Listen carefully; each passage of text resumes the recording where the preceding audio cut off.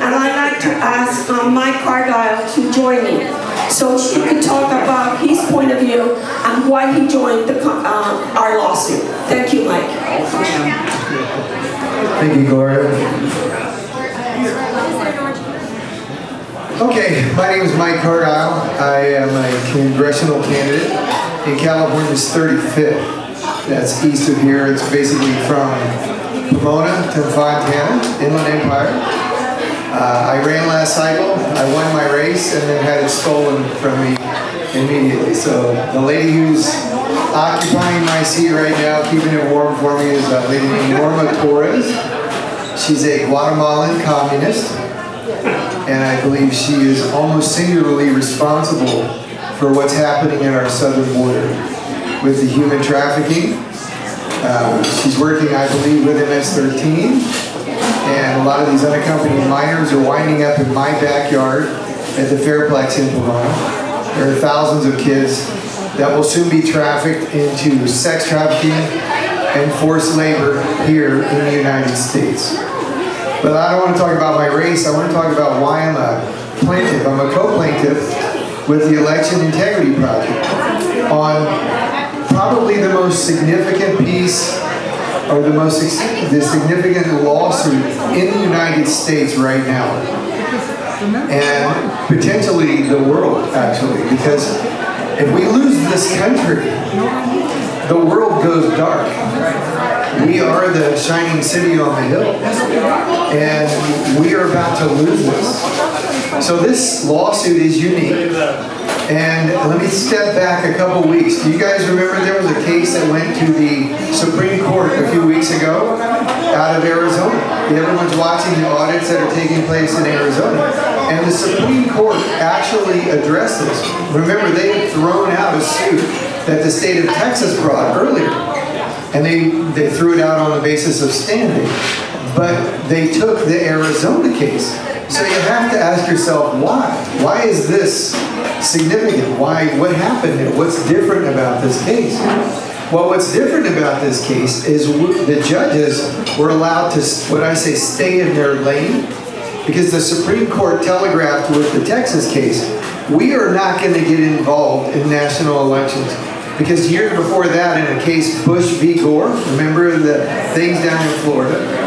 So the Supreme Court had been put in a position in their minds of deciding a national election. And they said, they telegraphed, we are never going to allow that again. So any cases that come here out of the November 2020 general election, we're going to throw out.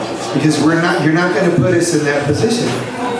That's why they threw it out. Ridiculous reason, standing, but they did it. Okay, but then another case comes out of Arizona. And Arizona said, we think ballot harvesting shall be illegal. We think it disenfranchises voters. And they took the case.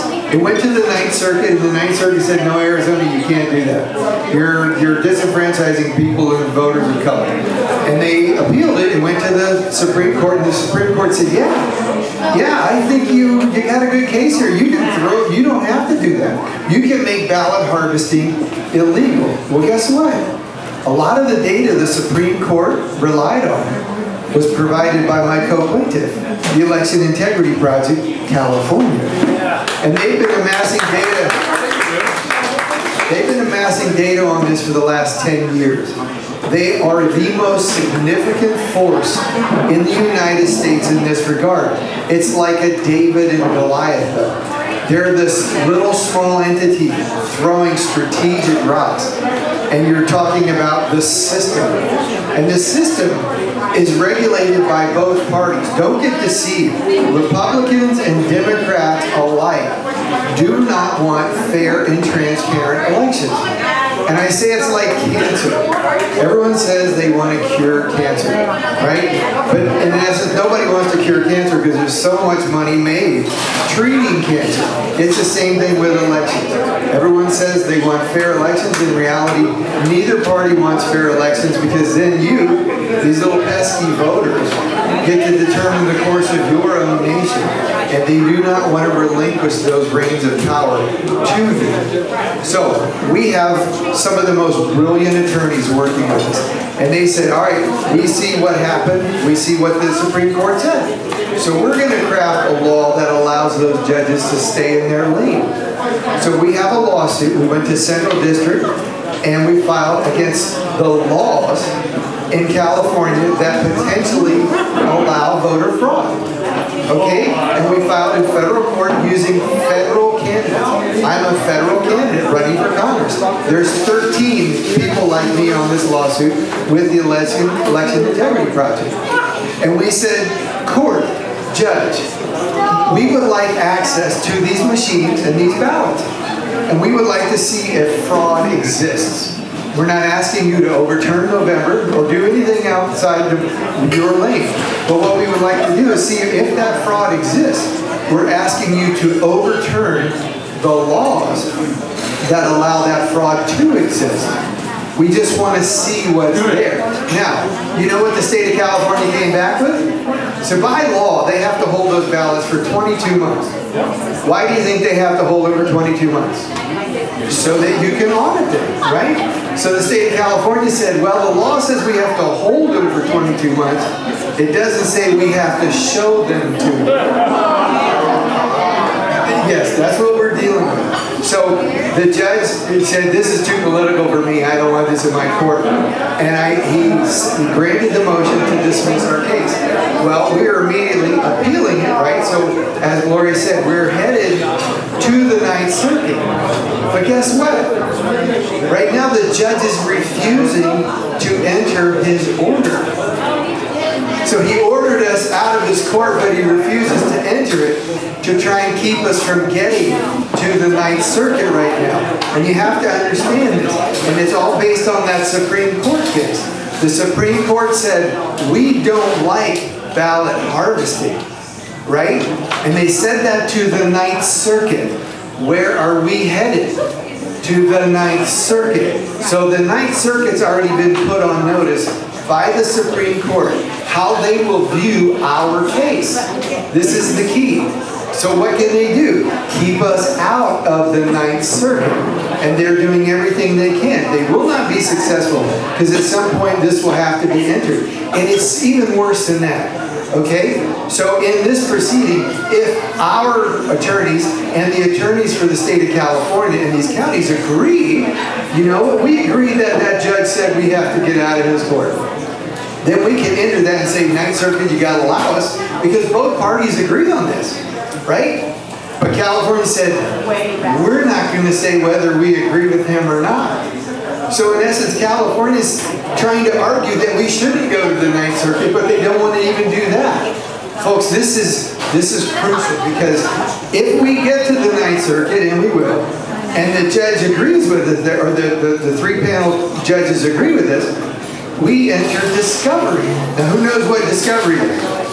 All right, discovery is going to allow us to look at those ballots and those machines. And we have a number of counties that said, we have them for you under lock and key. We're ready for you. Because some of them actually think they ran a clean election and they would like to be clear.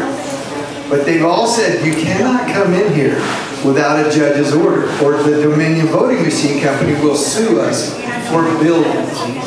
So we are waiting on this judge's order, and in the meantime, we're fighting everywhere we can. And this is the basis of our lawsuit. Gloria held up the Constitution. Everyone needs to read that document. If you're an American citizen, you have to read the Constitution. Because our arguments are based solely out of the Constitution. 4 key areas. Article 1, Section 4. All right, remember when this all happened in November? And everyone said only state legislatures can change election law. That's in the Constitution, Article 1, Section 4. It says only the legislature. So when a governor says we're going to do mail-in ballots because of COVID, that's unconstitutional. If the state Supreme Court says, yeah, you can allow it, no, That's unconstitutional too. Only the state legislature. Now the next part we look at in our lawsuit is Article 4, Section 4. It's called the Guarantee Clause. The United States has to guarantee certain things to us. They have to guarantee that we are free from foreign invasion and that we have a Republican form of government, meaning I get to vote for who represents me.